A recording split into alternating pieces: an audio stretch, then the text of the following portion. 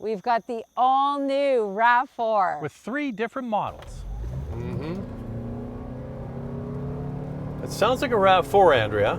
But better. This is more insulated. Yes. The first thing we wanted to know when we drove, and we've been driving for about 2 hours now before we turned the camera on. I don't know if you can see there's drops on the window. It's not perfect weather, but we're pushing through because we want to bring you our first impressions of the Toyota RAV4. So before we get into all that, and it is vastly improved, Andrea, what are the big changes under the hood? Well, gone is the gas powertrain. It is now an electrified RAV4 only, so you get a hybrid or a plug-in hybrid. We're driving the hybrid model. It has a 2.5 liter 4-cylinder. It's matched to an eCVT and uses the 5th generation hybrid system.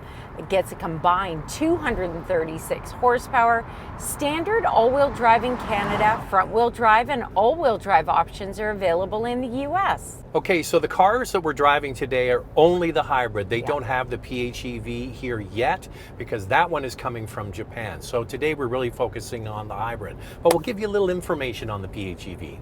The RAV4 plug-in has a 2.5 liter 4-cylinder matched with an eCVT and gets 324 horsepower, and it uses the 6th generation plug-in system with 2 electric motors and has a 22.7 kilowatt hour battery.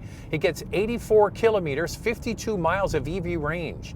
The GR Sport, a little less at 77 kilometers or 48 miles of range, and the Woodland 79 kilometers, 49 miles of range. Standard all-wheel drive on all plug-ins. So you get more range, but the battery size is also bigger. It goes from an 18.1 kilowatt hour battery to a 22.7 kilowatt hour battery. The battery is under the rear seat for the hybrid and the plug-in hybrid, and Toyota says that the battery is more compact now, so it's not taking up as much room in that area. And now the hybrid is going to hit dealerships at the beginning of 2026 and the PHEV a little bit later, sometime in the spring. So the number one thing we wanted to find out driving this only for a day, we are going to get it back at home for a full week-long test drive, is it quieter, because that's a major complaint of ours, than the last model? And Andrea, verdict, thumbs up, thumbs down? Yeah, thumbs up. Definitely better insulated now. If you're accelerating on the highway, of course it gets louder. You hear that RAV4 sound for sure.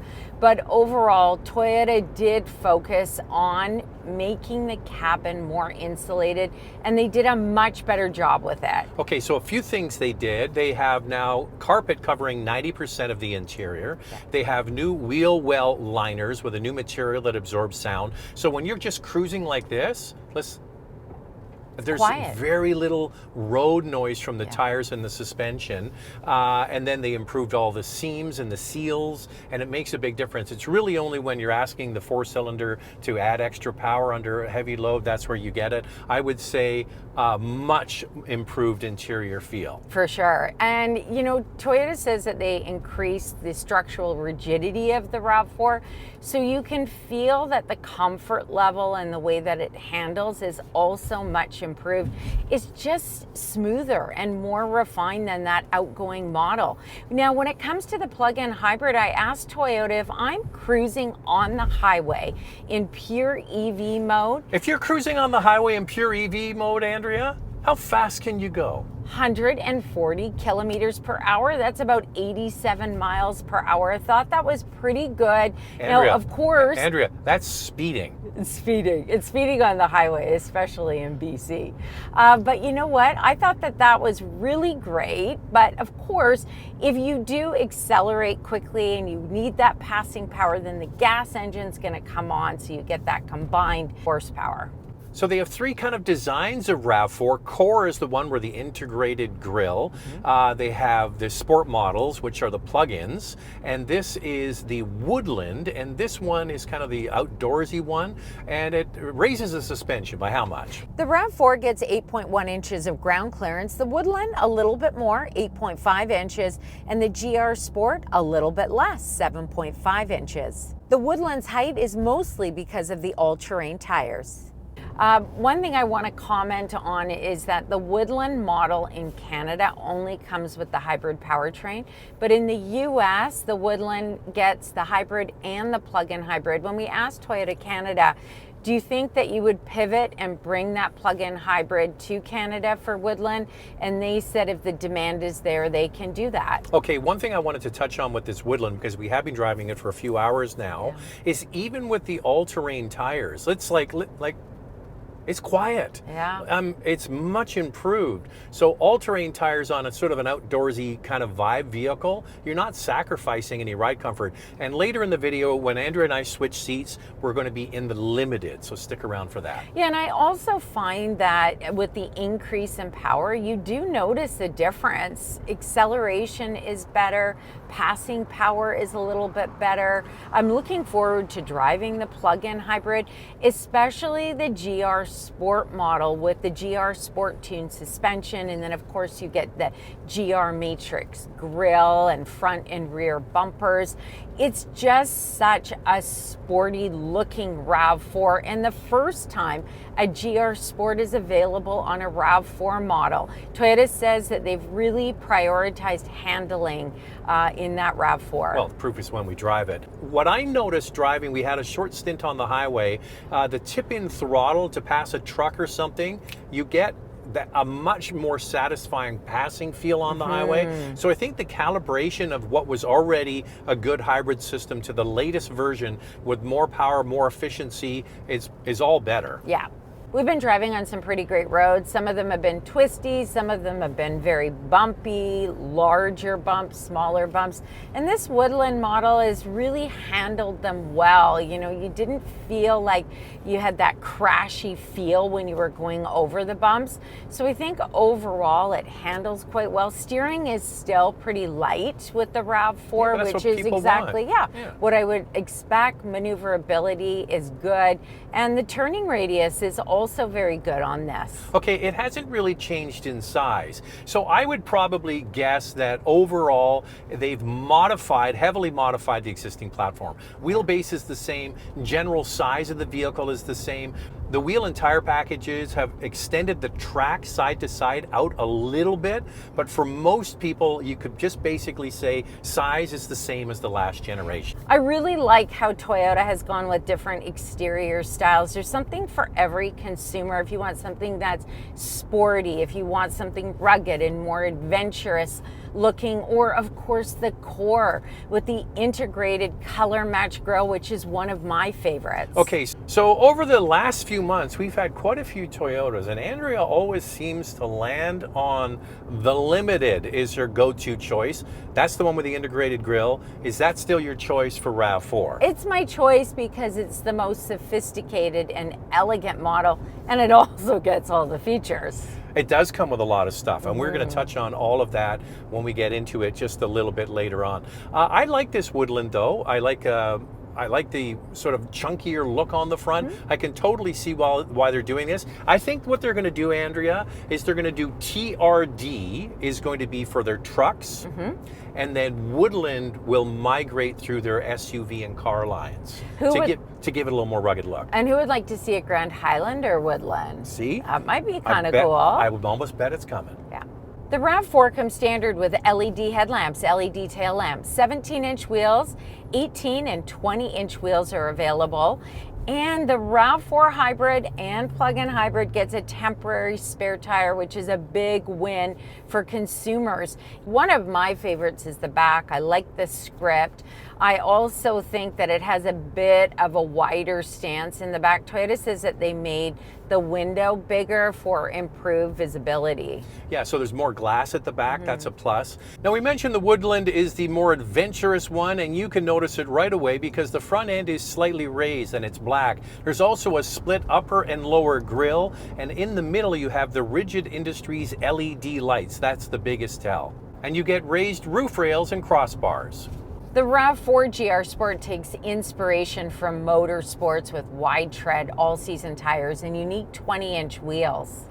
We are going to jump into the limited trim in just a moment, but before we do, we want to touch on the interior of this Woodland. And my first impression when we saw it in Texas in the spring was it was still that industrial Toyota interior, but now that I've been in it for a few hours, the one thing I'm impressed with, no shiny hard plastic anywhere inside here. Definitely prioritizes functionality and practicality with a mix of hard plastic as well as soft touch materials. The Woodland model has orange accents and it's got some really nice textures. There's even a pattern on the door. I think that Toyota did a nice job to make it look different than some of the other trims and more outdoorsy. So this is kind of like a neoprene soft material that's on the door cards. It also goes across the dash pad, but the upper part of the dash is all hard plastic. The center is all hard plastic, but they've gone with a matte finish. Biggest thing you'll notice right away is the HVAC controls. Most of the controls are now in the screen. These are not dials like the old ones were for the heat controls. These are just buttons for terrain management and drive modes that are down here. Yeah, I think some people might not like the fact that a lot is done in the screen, but there is a tab for your HVAC. You can also change the temperature. It does have some buttons and there's a volume knob. So I think it's a bit of a compromise there from Toyota and it's not too bad. It does have a new software system called Arene and it also Arene. Okay. And it also has Come on, Eileen. it also has the latest infotainment system in this model. So it looks better. It's pretty fast. It looks better. We just did a video recently. We talked about how we found their graphics kind of dull at Toyota. This does look better. The one thing I really like is all models, whether you get the base model or the most expensive model, all have a 12.3-inch digital instrument cluster, and it's nice looking graphics, and it's borderless.